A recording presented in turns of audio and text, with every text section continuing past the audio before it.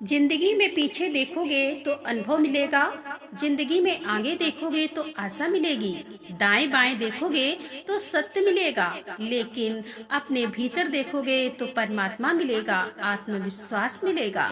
राधे राधे, जय श्री कृष्णा। आप सभी भक्तों का आज की कथा में हार्दिक स्वागत है। भगवान श्री कृष्ण और श्रीमती राधा रानी की कृपा से आपकी समस्त मनोकामनाएं पूर्ण हो। दोस्तों, आज आप सुनेंगे मार्गशीर्ष मास का 26वां अध्याय और आज मोक्षदा एकादशी का व्रत भी है। तो अगर आप व्रत की कथा सुनना चाहते हैं या फिर व्रत की पूजा विधि के बारे में जानना चाहते हैं, तो शुभ मुहूर्त के बारे में जानना चाहते हैं, तो चैनल पर वीडियो अपलोड है, आप लोग उसे जरूर देख लीजिए।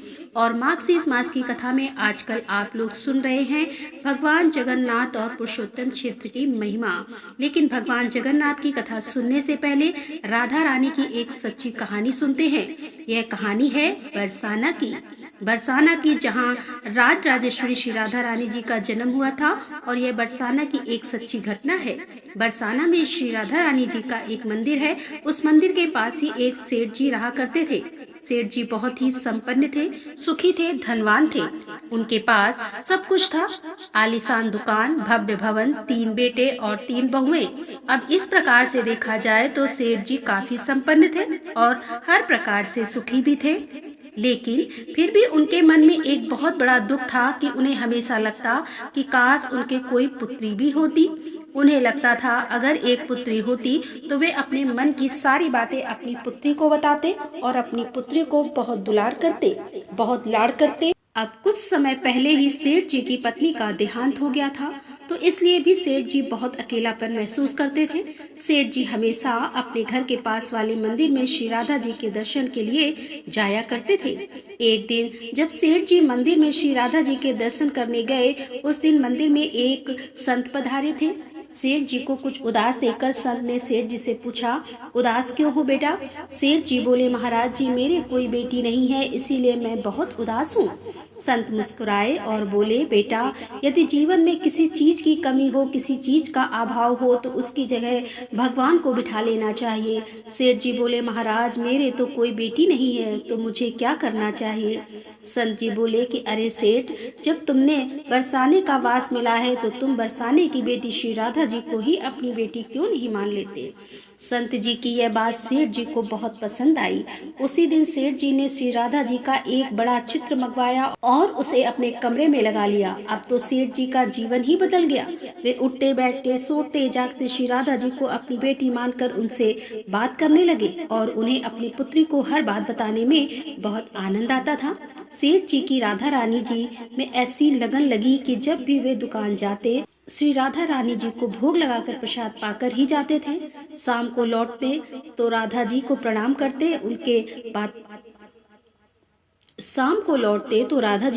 करते, उनसे बातें करते और भोग लगाकर फिर प्रसाद ग्रहण करते और हर समय श्री राधे राधे कीर्तन किया करते थे।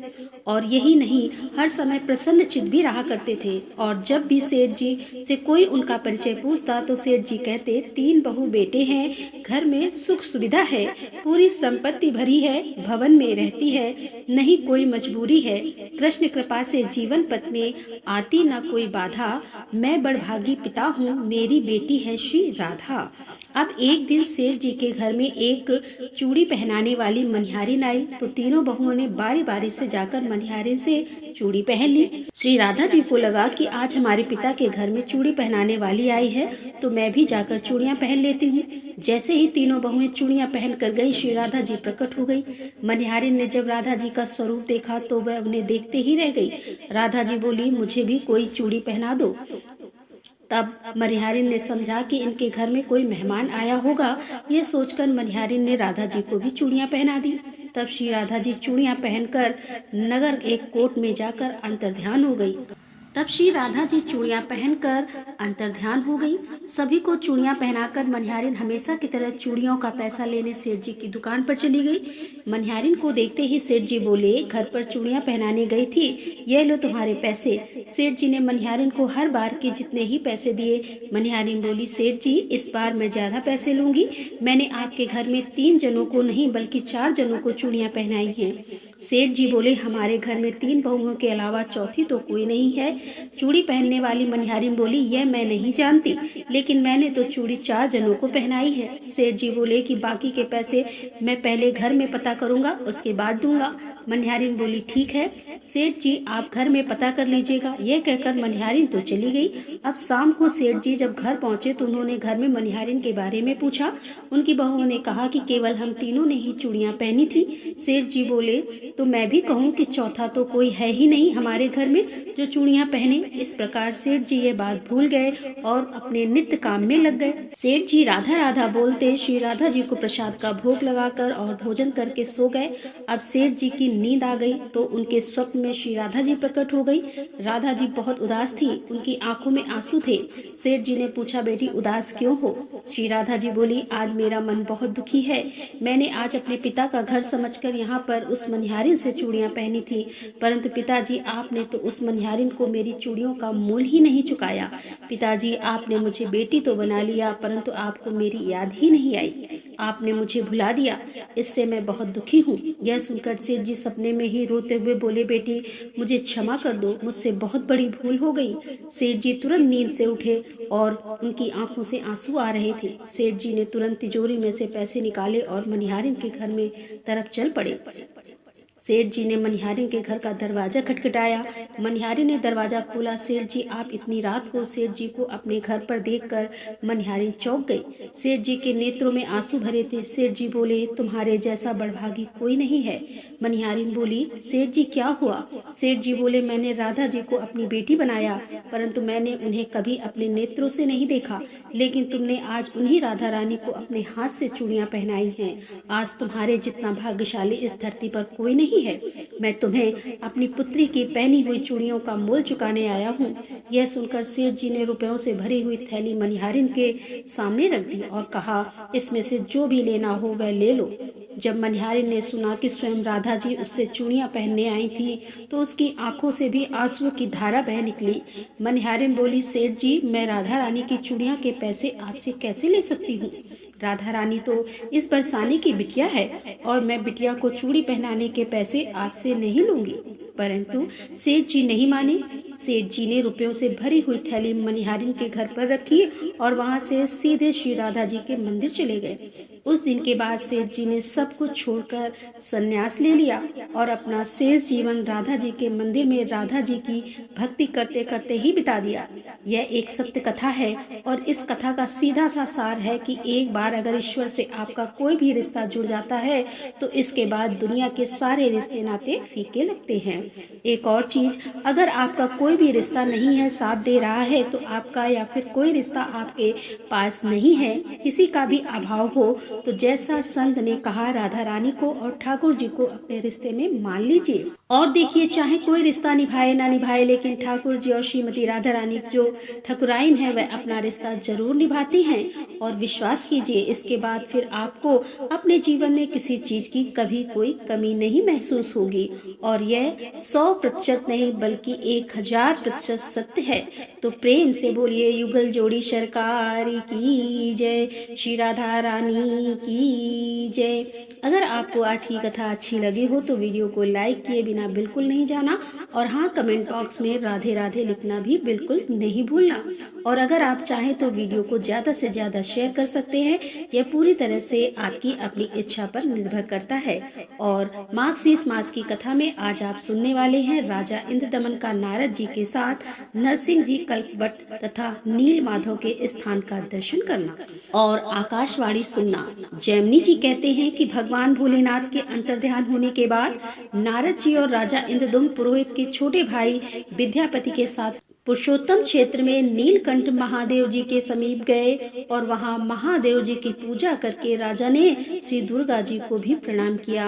फिर सब लोग अपना उत्तम रथ छोड़कर अनुगामियों सहित पैदल हो गए और अपनी इंद्रियों को वश में रखते हुए नीलगिरी पर चढ़ने के लिए आगे बढ़े। वह पर्वत नाना प्रकार के वृक्षों और लताओं से व्याप्त था। भांति भांति के पक्षी वहां कलरव करते थे और बड़ी बड़ी चट्टानों के कारण उस पर्वत का किनारा ऊंचा ऊंचा नीचा एवं दुर्गम दिखाई देता था। वह नीलगिरी चारों ओर से गोलाकार था। वे सब लोग उस मार्ग में गए जहाँ काले अगरू वृक्ष के नीचे सब विपत्तियों और भयों को हरने वाली दिव्य सिंह रूपधारी भगवान नरसिंह निवास करते हैं, जिनका दर्शन करके मनुष्यों की कोटि कोटि ब्रह्म हत्याएं विलीन हो जाती हैं। उनका मुख फैला हुआ है, दांत बड़े भयंकर दिखाई देते हैं। कुछ पीले रंग के आयाल अर्थात गर्दन के बालों के उनका मुखमंडल व्याप्त है। वे 3 नेत्रों से युक्त एवं भयानक हैं और अपनी जांघों पर उत्तान सोए हुए दैत्य के वक्ष स्थल को वज्र तुल्य कठोर नखों से विदर्श की छटा है, जिसमें लपत पाती हुई लाल रंग की जीवा शोभा पाती है। उनके हाथों में शंख और चक्र सुशोभित है। मस्तक पर किरीट मुकुट से उद्रव हो रहा है और नेत्रों से आग की चिंगारियां निकलती हैं, जिनसे समस्त दिशाएं संतप्त हो रही हैं। प्रचंड आघात के कारण भगवान के चरण कमल धरती में धस गए। उन आदि मूर्ति भगवान नरसिंह का दर्शन करके सबने प्रणाम किया। इंद्रदुम्न ने भी भगवान नरसिंह का दर्शन करके नारद जी के वचनों पर विश्वास किया। कहा, हे महर्षि, मैं कृतार्थ हो गया। आप तो ज्ञान की निधि हैं। मैं तो भगवान के दर्शन मार्ग से ही सब पातकों से छूट गया। दया सिंधु भगवान की नीलमणिमया मूर्ति किस स्थान पर विराजमान है, जो दर्शन मात्र से ही मुक्ति देने वाली है? हे विप्र, उसी का मुझे भी दर्शन कराइए। तब नारद जी ने राजा इंद्रदुम्न को उस परम पावन स्थान का दर्शन कराया जहाँ भगवान विष्णु स्वर्णमयी बालुका से आच्छादित हो गए थे। मुनि ने वहाँ ले जाकर राजा से कहा कि हे महाराज, इस 2 योजन ऊंचे और 1 योजन तक फैले हुए बट वृक्ष को देखो। यह प्रलय काल में भी स्थिर रहता है और मनुष्यों को मोक्ष प्रदान करने वाला है। इसकी छाया में जाने से ही मानव पापों से मुक्त हो जाता है। इसकी जड़ में प्राण त्याग करने वाला मनुष्य मोक्ष को प्राप्त होता है। फिर जो इसकी पूजा और स्तुति करता है, उसके लिए तो कहना ही क्या है। इसके मूल भाग में पश्चिम और नरसिंह जी से उत्तर भगवान नील माधव विराजमान थे।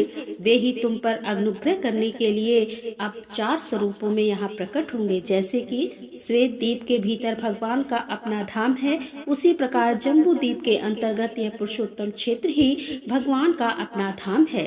हे राजन, जो मोक्ष का अधिकारी है वही इसकी महिमा को समझ पाता है।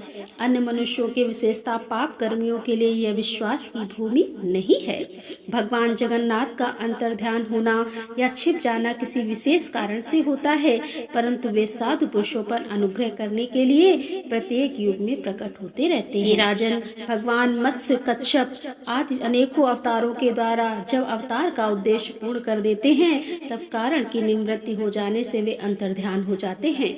परंतु वे ही दया सागर भगवान इस पुरुषोत्तम क्षेत्र में बिना किसी कारण के नित्य निवास करते हैं। जैसे श्वेत द्वीप से जाकर भगवान विष्णु का अन्यंत्र अवतार लेते हैं, उसी प्रकार यहाँ कहते हुए भी वे द्वारिका, काची और पुष्कर आदि में कृपा पूर्वक प्रकट होते रहते हैं। हे राजन, अनेकानेक तीर्थ देश, क्षेत्र और मंदिरों में भगवान विराजमान हैं और महात्मा नारद जी के दिखाए हुए उस स्थान को महाराज इंद्रदम्न ने साष्टांग प्रणाम किया और भगवान को वहां प्रत्यक्ष स्थित मानकर इस प्रकार स्तवन किया कि हे देव, हे जगन्नाथ, हे शरणागत की पीड़ा दूर करने वाले कमल नयन नारायण, मैं भव सागर में डूबा हुआ हूँ, मेरा उद्धार कीजिए। हे परमेश्वर, एकमात्र आप ही दुख राशि का विध्वंस करने वाले हैं। क्षुद्र मनुष्य लेश मात्र सुख की लिप्स से क्षुद्र देवताओं की सेवा करते हैं। हे भगवान, आप भक्ति भाव से आराधना करने पर मनुष्य को साक्षात मोक्ष प्रदान करने वाले हैं। अजामिल ब्राह्मण ने अपने वर्णाश्रम उचित कर्मों का परित्याग करके कौन सा पाप नहीं किया था, किंतु नाथ वह भी आपके नाम का उच्चारण करने मात्र से मुक्त हो गया। आपके स्मरण मात्र से ही पास हाथ में लेकर आए हुए यमदूतों ने उसे छोड़ दिया। हे देवेश्वर, समस्त शास्त्रीय उपाय आपके दर्शन के लिए ही बताए गए हैं। आपका साक्षात्कार हो जाने पर हृदय के सभी संचय नष्ट हो जाते हैं। उसी क्षण मनुष्य संदेह रहित हो जाता है। हे प्रभु, आप ही सबको आश्रय देने वाले हैं। मुझ दीन पर अनुग्रह कीजिए। मैं आपसे केवल इतनी ही भीख मांगता हूँ कि आपकी जो मूर्ति यहाँ विराजमान है, उसका मैं इस नेत्र से दर्शन करूँ। इसके सिवा दूसरा कोई प्रयोजन नहीं है। इस प्रकार हाथ जोड़े हुए राजा इंद्रदमन ने भगवान मधुसूदन की स्तुति करके पृथ्वी पर लौटकर उन्हें साष्टांग प्रणाम किया। उस समय उनके नेत्रों में आंसू भरे थे। इसी समय आकाशवाणी हुई, जिसे राजा इंद्रदुम्न ने भी सुनी। हे राजन, चिंता ना करो, मैं तुम्हें प्रत्यक्ष दर्शन दूंगा। देव ऋषि नारद ने ब्रह्मा जी का जो वचन तुमसे कहा है उसके अनुसार कार्य करो। उस दिव्य वाणी को सुनकर राजा ने नारद जी से कहा कि हे मुनि, आपने ब्रह्मा जी की आज्ञा से जो कुछ कहा था, इस आकाशवाणी ने भी उसी का अनुमोदन किया है। ब्रह्मा जी साक्षात जगन्नाथ हैं, इन दोनों में कुछ भी भेद नहीं है। आप ब्रह्मा जी के पुत्र हैं, आपका वचन भगवान का ही वचन है, अतः मुझे उसका प्रयत्न पूर्वक पालन करना चाहिए। नारद जी ने कहा कि हे राजन, चलो अब हम लोग भगवान नीलकंठ के समीप चलते हैं। वहीं सब राक्षसों का संहार तथा समस्त विघ्नों का निवारण करने वाले भगवान नरसिंह की पश्चिमा भीम स्थापना करूंगा। इससे अंतर ध्यान को प्राप्त हुए भगवान विष्णु नरसिंह जी के रूप में प्रकट होंगे और उनके समीप किया हुआ यज्ञ अतिशय फल देने वाला होगा। तुम आगे चलो और शीघ्र ही वहाँ एक मंदिर बनवाओ। मेरे स्मरण करने से विश्वकर्मा का पुत्र आकर शीघ्र पश्चिमा भीम मुख मंदिर का निर्माण करेगा। भगवान नीलकंठ के दक्षिण 100 धनुष की दूरी पर जो बहुत बड़ा चंदन का वृक्ष है, उसके पश्चिमी का स्थान क्षेत्र होगा। वहीं तुम्हें 1000 यज्ञों का अनुष्ठान भी करना है। तुम अभी जाओ, मैं 5 दिनों तक अभी यहीं ठहरो और इस ज्योत स्वरूप अनंत शक्ति संपन्न दिव्य नरसिंह भगवान की आराधना करके एक अर्च विग्रह में इनकी प्रतिष्ठा करूंगा। वे उसमें प्राण, इंद्रिय और मन के साथ विराज। नारद जी की यह बात सुनकर राजा इंद्रदुम्न चंदन वृक्ष के समीप गए। वहां उन्होंने विश्वकर्मा के पुत्र सुकुट को उपस्थित देखा। सुकुट राजा को देखकर हाथ जोड़कर बोले कि हे देव, मैं शिल्प शास्त्र का ज्ञाता हूँ। इस समय आपके परम सुंदर नरसिंह भवन का निर्माण करूंगा। राजा बोले, तुम कोई साधारण शिल्पी नहीं, विश्वकर्मा के पुत्र हो, यह नारद जी ने मुझे बता दिया है। अतः प्रकार और तोरण के साथ नरसिंह जी का सुंदर मंदिर तुम शीघ्र तैयार करो। उसका मुख्य द्वार पश्चिम की ओर होगा। यूं कहकर देव शिल्पी का विधिवत पूजन सत्कार करके राजा ने उन्हें मंदिर निर्माण के कार्य में नियुक्त किया और शिला संग्रह करने वाले सेवकों को बहुत सारा धन देकर उस कार्य में लगा दिया। वह सुंदर मंदिर यद्यपि बहुत दिन में बनने वाला था, तथापि देव शिल्पी की महिमा से चौथे दिन ही बनकर तैयार हो गया। तदंतर 5वें दिन सवेरे नित्य कर्म के पश्चात प्रतिष्ठा विधि की सारी सामग्री एकत्र करके जब राजा नारद जी के आने की प्रतीक्षा कर रहे थे, तभी शंख, मृदंग, ढोल, गीत, मंगल वाद्य तथा हाथियों के घंटों के साथ सहसा सुनाई पड़े। साथ ही उच्च स्वर के जय जयकार का शब्द आकाश मंडल में गूंज उठा। इतने में ही नारद जी विश्वकर्मा की बनाई हुई सुंदर नरसिंह मूर्ति को लेकर वहां आ पहुंचे। उस मूर्ति में प्राण प्रतिष्ठा हो चुकी थी। उसने दिव्य माला और वस्त्र धारण किए थे। उस पर दिव्य चंदन का अनुलेख किया गया था। वह सब और से तेज पुंज से व्याप्त थी और सबको हर्ष प्रदान करती थी। उसे देखकर राजा और उनके अनुयायी बहुत प्रसन्न हुए। सबने देव ऋषि नारद जी की प्रशंसा की और फिर निकट से देखकर उसमें नरसिंह जी की आकृति पहचानी और यह निश्चय किया कि यह आदि मूर्ति भगवान नरसिंह जी की प्रतिमा है। तब प्रसन्न चित्त हुए राजा इंद्रदुम्न ने भगवान ने सिंह की परिक्रमा की और धरती पर मस्तक रखकर साष्टांग प्रणाम किया। तत्पश्चात राजा के अनुरोध से नारद मुनि ने भू देवी और लक्ष्मी देवी के साथ देवादिदेव भगवान नरसिंह की प्रतिमा को रथ वेदी पर शुभ मुहूर्त में स्थापित करवाया। उसके बाद वैष्णव ब्राह्मण, अन्याय नरेशगण तथा बुद्धिमान नारद जी के साथ राजा इंद्रदुम्न ने उपनिषदों और धर्म शास्त्रों स्रोतों द्वारा प्रसन्नता पूर्वक भगवान का स्तवन किया। हे भगवान, आप एक अनेक स्थूल सूक्ष्म तथा अत्यंत लघु शरीर धारण करते हैं। आप आकाश से परे होकर भी आकाश स्वरूप हैं। आपका रूप सदा एक रस रहता है अथवा आप द्वितीय स्वरूप है। आपका आकार आकाश के समान सर्वव्यापी है। आप आकाश में स्थित हैं और आकाश पर ही आरूढ़ है। व्यंकेश शिव तथा पदम जोनि ब्रह्मा आपके ही स्वरूप हैं। दिव्य नरसिंह रूप में प्रकट हुए हे परमात्मन, आपका तेज कई करोड़ों सूर्य के समान है।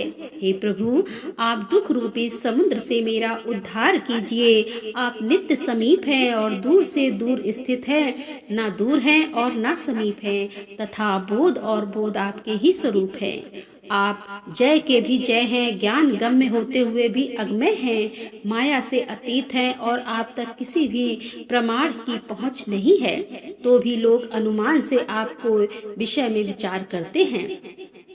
आप सबके आदि, सबके कर्ता, सबको अनुमति प्रदान करने वाले तथा सबके पालक और संहारक हैं। हे विश्व साक्षी, आपको मेरा नमस्कार है। आप ज्योति स्वरूप, ज्ञान रूप, प्रकाश पुंज, व्यूहा का और सृष्टि के हेतु, दुखों के विनाश करने के एकमात्र कारण होकर भी आप वस्तुतः कारण नहीं हैं। सबके संचय को छिन्न भिन्न करने के लिए आप सबसे पहले प्रकट हुए। हे स्वामिन, आप मुझे अपने चरणार बिंदु की श्रेष्ठ भक्ति प्रदान कीजिए, जो चारों पुरुषार्थ की मूल कारण मानी गई है।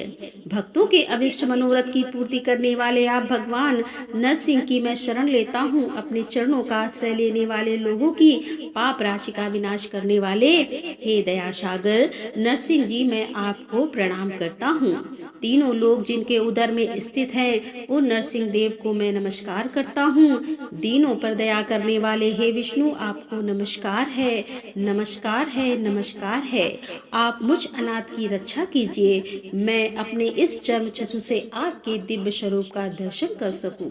ऐसी कृपा कीजिए। आपकी कृपा से मेरे सहस्त्र अश्वमेध यज्ञ निर्विघ्न पूर्ण हो, मेरी करुणा पाप राशियां नष्ट हो जाएं। हे भगवान, जो मनुष्य आपकी शरण लेते हैं वे मोक्ष के भागी होते हैं। इस प्रकार दिव्य नरसिंह की स्तुति करके राजा इंद्र के मन में बड़ी प्रसन्नता हुई।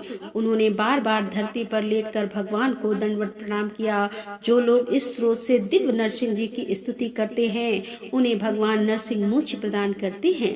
ज्येष्ठ मास के शुक्ल पक्ष की द्वादशी तिथि को स्वाति नक्षत्र के योग में मैं ऋषि नारद ने उस क्षेत्र में दिव्य नरसिंह देव की स्थापना की। जो लोग वहां उनका दर्शन करते हैं वे सहस्त्र अश्वमेध यज्ञ से अधिक फल प्राप्त करते हैं।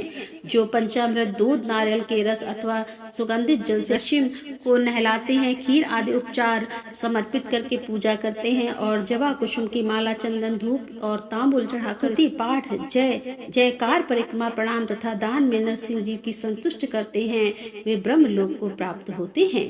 बैसाख की चतुर्दशी को शनिवार के दिन स्वाति नक्षत्र में प्रदोष के समय भगवान नरसिंह का आदि अवतार हुआ है। उस तिथि को विधि पूर्वक नरसिंह जी की पूजा करने के मनुष्य अपने करोड़ों जन्मों को संचित पाप राशि को तत्काल भस्म कर देता है। भगवान नरसिंह का दर्शन, स्पर्श, नमस्कार, भक्ति पूर्वक दंडवत तथा स्तुति करता है, वह तो सब पापों से मुक्त हो जाता है। जय जगन्नाथ। आज की कथा का यहीं पर समापन करती हूँ। इसके आगे का वृतांत आप कल की कथा में सुनेंगे। उम्मीद करती हूँ कल भी आप कथा जरूर सुनेंगे। राधे राधे। जय श्री कृष्णा। हर हर महादेव। जय भोलेनाथ।